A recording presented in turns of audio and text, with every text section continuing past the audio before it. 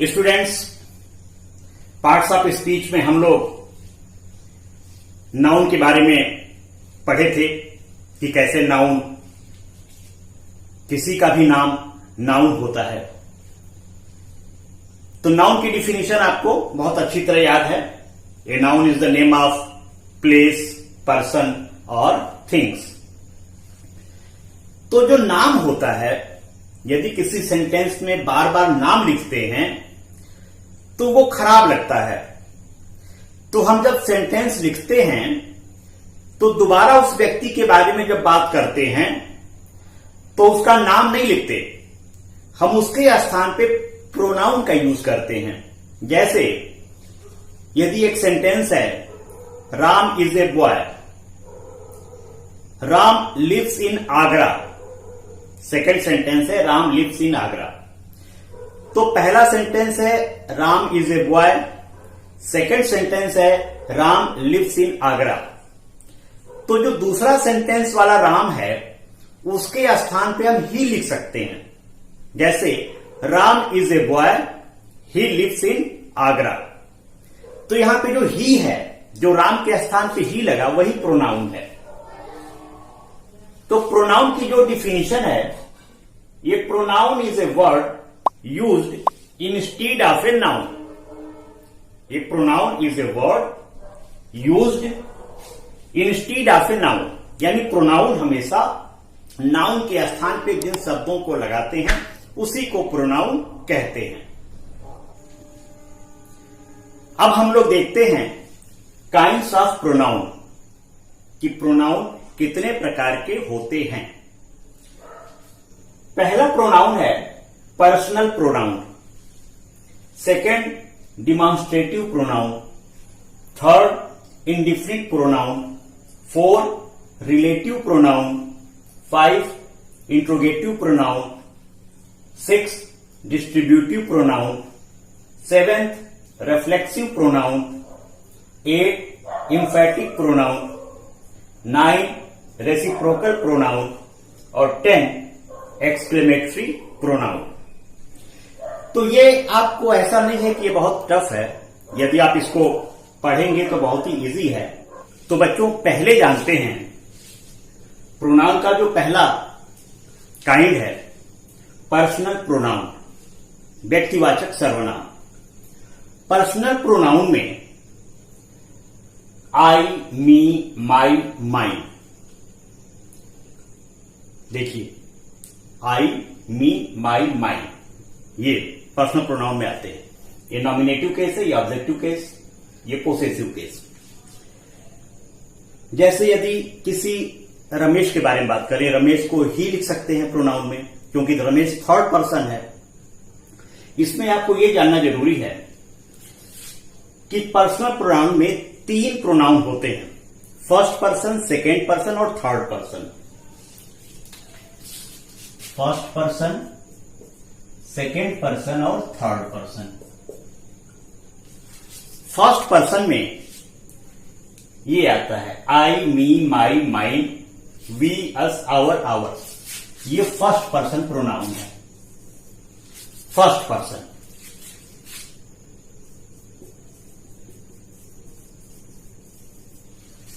First person यानी मैं, हम, I, me, my, mine, we, us, our, ours, ये फर्स्ट पर्सन है। अब आते हैं सेकेंड पर्सन में।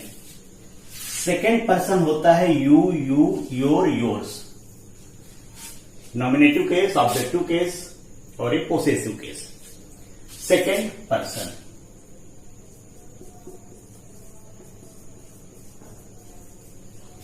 बाकी जितने होते हैं, ही, सी, इट, दे, ये थर्ड पर्सन होते हैं। Third person. इस चीज को कॉपी में नोट डाउन कर लीजिए ताकि आपको एक्सरसाइजेस को करने में आसानी रहे।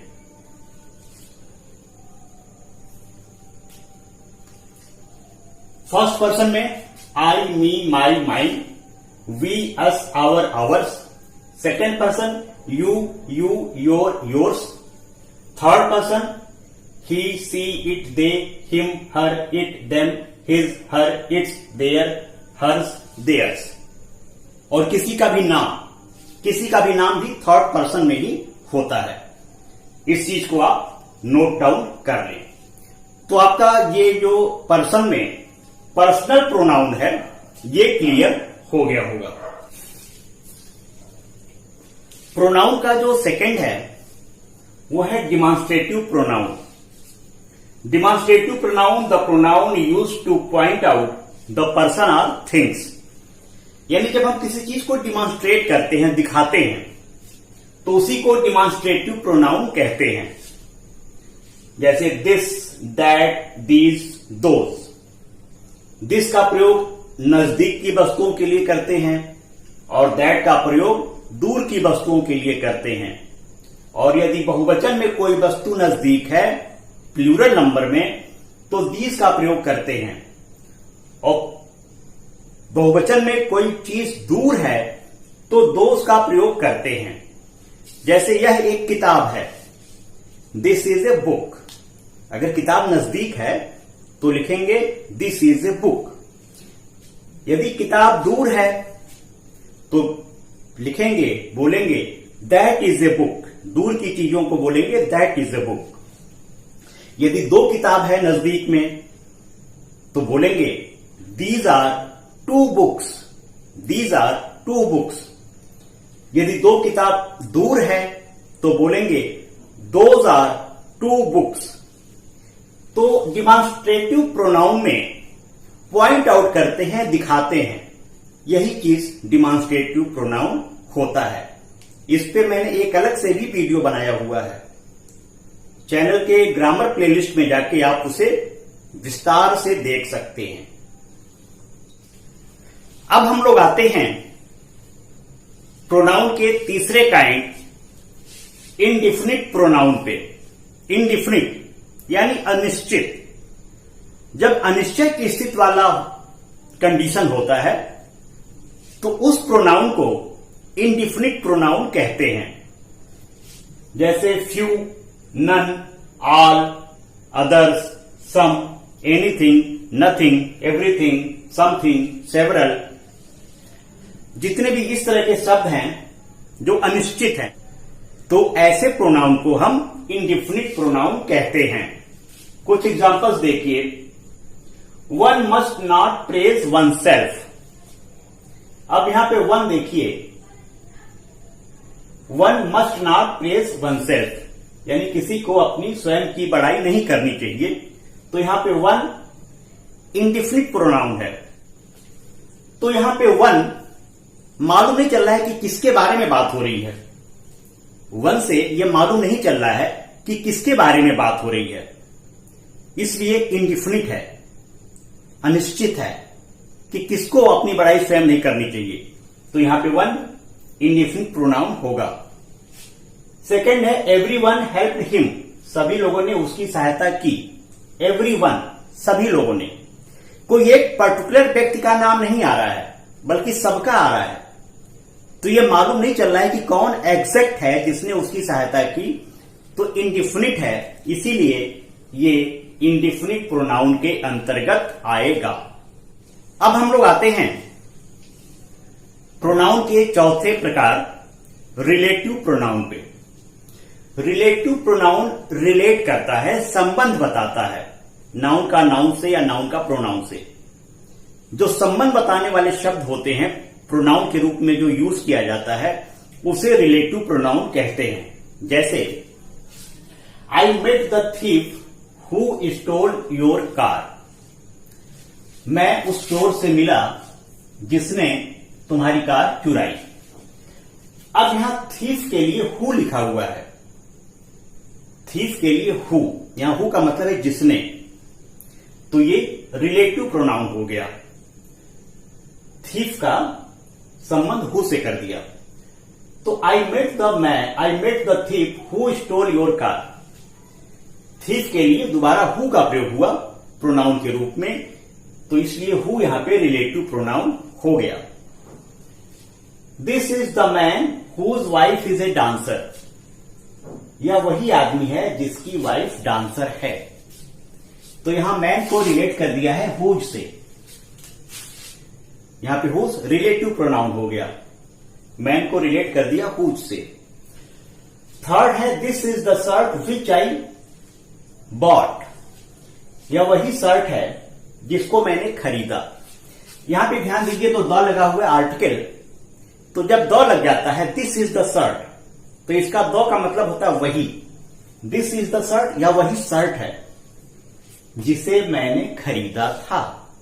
तो यहां पे विच और शर्ट का रिलेशन है, तो यहां पे विच रिलेटिव प्रोनाउन हुआ। इस तरह से whom, whatever, which, जितने भी रिलेशन वाले शब्द आएंगे प्रोनाउन के रूप में, वो रिलेटिव प्रोनाउन कहलाएंगे। अब हम लोग आते हैं प्रोनाउन के पांचवें प्रकार इंट्रोगेटिव प्रोनाउन के बारे में जानते हैं। प्रश्नवाचक सर्वनाम क्या होते हैं? The pronoun use to frame question, जिन प्रोनाउन से का यूज करके प्रश्न पूछते हैं उसी को इंट्रोगेटिव प्रोनाउन कहते हैं। इसमें ध्यान दीजिए कि जो हु, हुम, हुज, इससे जो क्वेश्चन पूछे जाते हैं वो पर्सन्स के लिए होते हैं, व्यक्तियों के लिए होते हैं। विच लगा के जो क्वेश्चन पूछते हैं वो व्यक्तियों के लिए और वस्तुओं के लिए होते हैं, और व्हाट लगा के जो क्वेश्चन पूछते हैं वो वस्तुओं के लिए और व्यवसाय के लिए होते हैं। तो पहले हु का देखते हैं। Who is your father, who is your mother, तो ये पर्सन्स हैं, फादर और मदर पर्सन्स हैं, व्यक्ति हैं, तो हु का प्रयोग पर्सन्स के लिए। होम, हुज, किसका, हुज आर दीज बुक्स, ये सब किताबें किसकी हैं, हुज आर दीज बुक्स, तो रिलेशन या पर्सन के साथ इसका यूज करेंगे हु, हुम, हुज। विच पर्सन के साथ भी यूज होता है और वस्तुओं के साथ भी यूज होता है which. Which is your pen, which is your book, तो विच का प्रयोग पर्सन और वस्तुओं दोनों के साथ होता है। व्हाट का प्रयोग वस्तुओं के लिए भी होता है, प्रोफेशन में भी होता है। व्हाट इज योर ब्रदर, तुम्हारे भाई क्या हैं, प्रोफेशन पूछा जा रहा है। व्हाट इज योर फादर, तुम्हारे पापा क्या हैं। तो ये इंट्रोगेटिव प्रोनाउन कहलाते हैं। हु, हुम, हुज, विच, व्हाट, हाउ, ये सारे के सारे इंट्रोगेटिव प्रोनाउन होते हैं। अब हम लोग आते हैं प्रोनाउन के छठवें प्रकार, sixth type, distributive pronoun. Distributive pronoun जो होता है ये वितरण करता है, वाक्य में आए हुए प्रत्येक व्यक्ति और वस्तुओं का ये बोध कराता है, उसी को डिस्ट्रीब्यूटिव प्रोनाउन कहते हैं। जैसे each of the boys gets prize, यानी बच्चों में से प्रत्येक को प्राइज मिलता है, तो ईच यहां पे डिस्ट्रीब्यूटिव प्रोनाउन हुआ। Either of these roads leads to police station, either of these roads यानी इनमें से कोई भी रोड पुलिस स्टेशन जाती है, तो यहां पे आइदर ये भी डिस्ट्रीब्यूटिव प्रोनाउन होगा। Neither of the two boys came, यहां पे नाइदर यानी दो बालकों में से कोई भी नहीं आया। नाइदर का सेंस यहां निगेटिव होता है, नाइदर माने नहीं एक तरह से, तो neither of the two boys यानी उन बच्चों में से कोई भी नहीं आया, तो ये डिस्ट्रीब्यूटिव प्रोनाउन होंगे। ईच, आइदर, नाइदर, इसको डिस्ट्रीब्यूटिव प्रोनाउन कहते हैं। इसको जब आप एक्सरसाइज करेंगे तो और आसानी आपको एक्सरसाइजेस को करने में होगी। अब हम लोग आते हैं प्रोनाउन के सातवें प्रकार रिफ्लेक्सिव प्रोनाउन पे। रिफ्लेक्सिव प्रोनाउन ये बताता है कि उस कर्ता पे, सब्जेक्ट पे क्या प्रभाव पड़ा। ये जनरली सेल्फ या सेल्फ्स, एक वचन है तो सेल्फ SELF, बहुवचन करता है तो सेल्फ, SELVES। जिस भी सेंटेंस में हो तो आप ये समझ सकते हैं कि ये रिफ्लेक्सिव प्रोनाउन है। जैसे आई हर्ट माई सेल्फ, मैंने हर्ट कर लिया खुद को, तो आई के साथ माई आता है, आई, तो यहां माई सेल्फ रिफ्लेक्सिव प्रोनाउन होगा। आई को ये रिफ्लेक्ट कर रहा है, आई को रिफ्लेक्ट कर रहा है माई सेल्फ, इसलिए माई सेल्फ रिफ्लेक्सिव प्रोनाउन होगा। वी हर्ट आवर सेल्फ, हम लोगों ने खुद को ही घायल कर लिया, तो वी का रिफ्लेक्सिव प्रोनाउन होगा आवर सेल्फ, क्योंकि वी बहुवचन है तो आवर सेल्फ, सेल्फ नहीं आएगा, VES आएगा, सेल्फ का प्लूरल सेल्फ्स, तो वी हर्ट आवर सेल्फ। तो इस तरह से रिफ्लेक्सिव प्रोनाउन में कर्ता के कामों को रिफ्लेक्ट करने वाले प्रोनाउन को रिफ्लेक्सिव प्रोनाउन कहते हैं। अब हम लोग आते हैं प्रोनाउन के 8वें प्रकार इंफैटिक प्रोनाउन पे। इंफैटिक यानी किसी चीज पे फोर्स करना, जोर देना, वो इंफैटिक प्रोनाउन होता है। जैसे I myself showed you the way, मैं स्वयं, आई माई सेल्फ, मैं स्वयं, तो यहां माई सेल्फ इंफैटिक प्रोनाउन है, जोर दिया जा रहा है, फोर्स दिया जा रहा है कि I myself showed you the way, मैं स्वयं तुम्हें रास्ता दिखाया था, मैंने स्वयं तुम्हें रास्ता दिखाया था।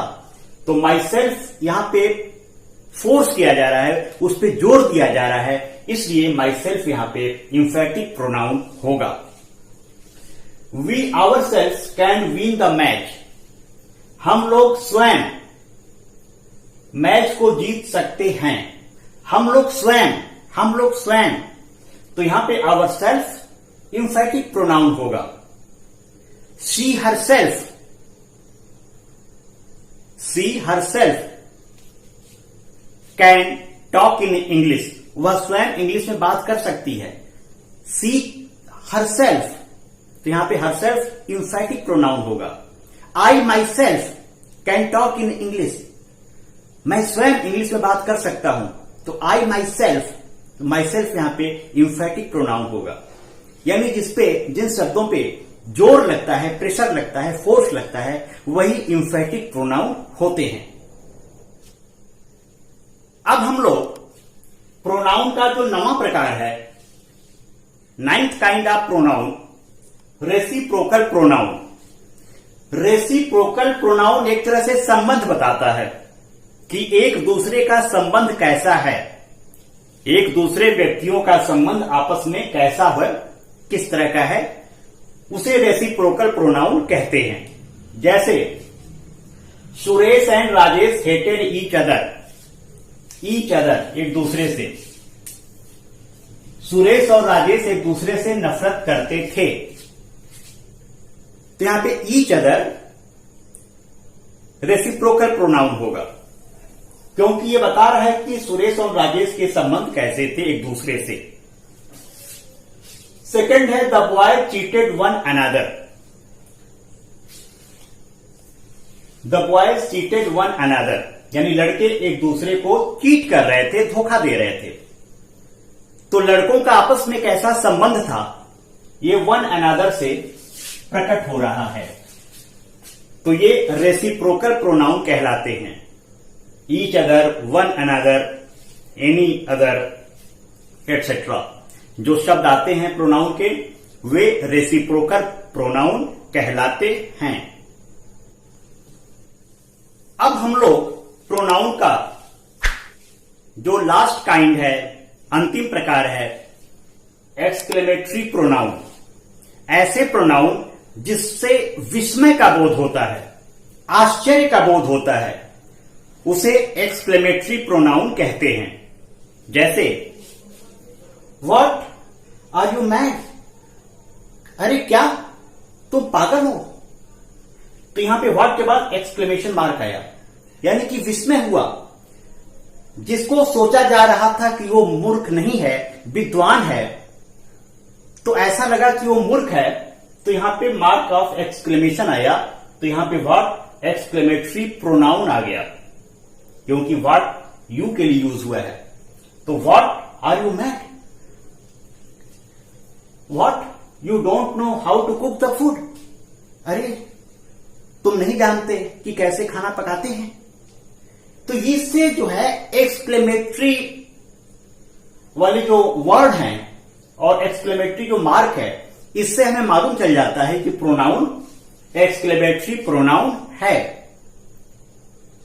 इस तरह से आपने देखा प्रोनाउन में कि pronoun is used in place of noun. Noun के स्थान पे प्रोनाउन का प्रयोग करते हैं, क्योंकि किसी सेंटेंस में बार बार नाउन लिखने से सेंटेंस खराब लगता है।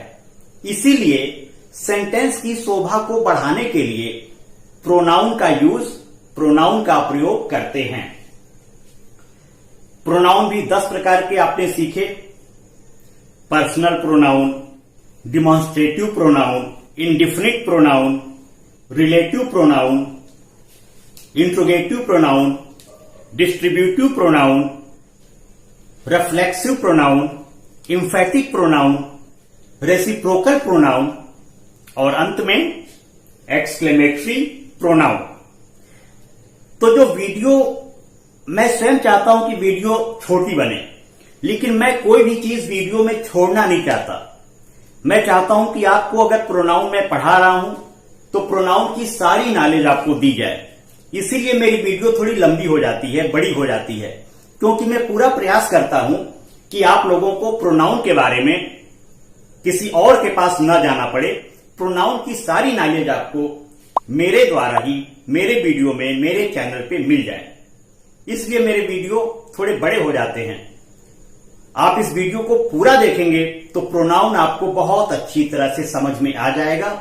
इसके बाद आप प्रोनाउन से संबंधित कोई भी क्वेश्चन, कोई भी एक्सरसाइज बहुत ही आराम से करके कॉम्पिटिटिव एग्जाम्स में, स्कूल के एग्जाम्स में फुल मार्क्स डिस्टिंक्शंस के साथ प्राप्त कर सकते हैं और आपकी इंग्लिश स्पीकिंग भी बहुत बेहतर हो सकती है।